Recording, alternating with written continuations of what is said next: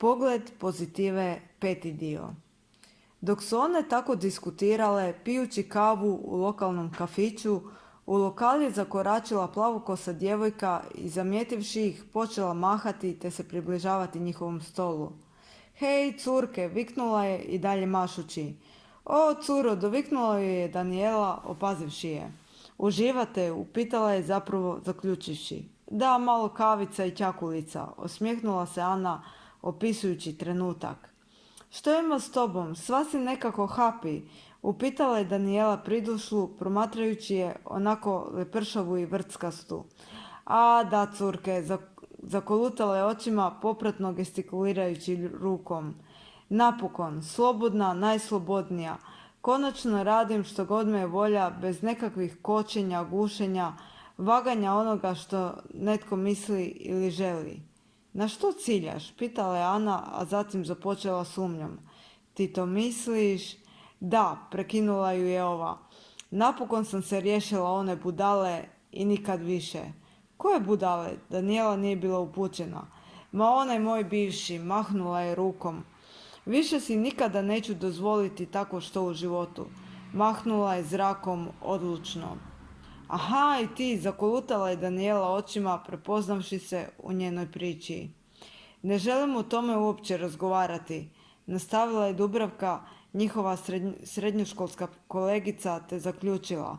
Izgubljeno vrijeme i živci.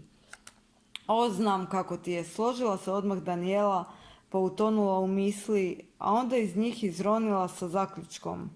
Znaš, iako isprva ne izgleda tako, katkada je dobro griješiti i patiti zbog toga, jer se time razvijamo kao ljudska bića. Patnja nas vodi u dubine i onda naša svijest evoluira, a ego se gubi. Kad se zapravo javlja ego? Kad smo fokusirani na nešto vanjsko, umjesto da smo fokusirani na vlastiti duh, na tuđa razmišljanja, primjerice, mudrovala je Danijela.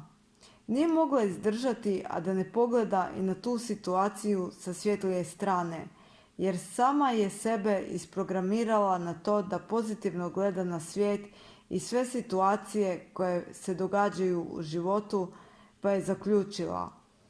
Ali nešto se iz toga naučila, te želeći dobiti potvrdu upitala, zar ne? Ah, da, otpuhnula je ova, da slušam sebe, svoj instinkt i ne prepuštam se glupim utjecajima. I budalama, dodala je Danijela, a onda su se sve tri zakikotale u isti glas. Ha, ha, ha.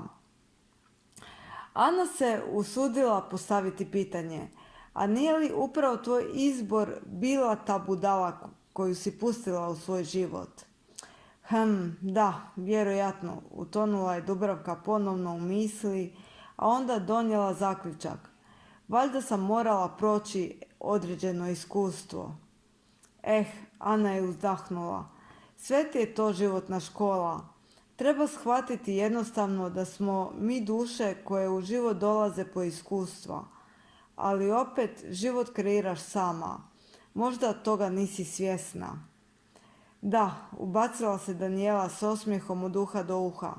Sada si ga iskreirala tako da budeš sama i uživaš u životu.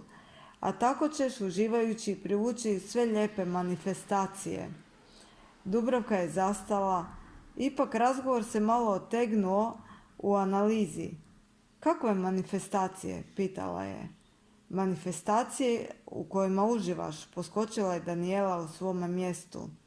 Dobro govori, klimala je Ana glavom gledajući Dubravku, prsta uperena u Danijelu, zauzevši tako ulogu posrednika u komunikaciji. Zamisli sebe kao magnet. Danijela se već dala u detaljno pojašnjavanje. Ovisno o tome kako se osjećaš, takve ćeš osjećaje i privlačiti. Točnije događaje ili manifestacije koje će djelovati na tebe da osjećaš određene emocije. Sve ovisi o tvojoj želji, emociji i vibraciji. Dubravka je pomno slušala prijateljicu. Upijala je svaku njezinu riječ, shvaćajući njihov dubok smisao. Sigurna si u to, Ana je željela potvrdu. Da, naravno, to je zakon privlačenja, a uvijek možeš mijenjati svoje emocije kad god to sama odlučiš.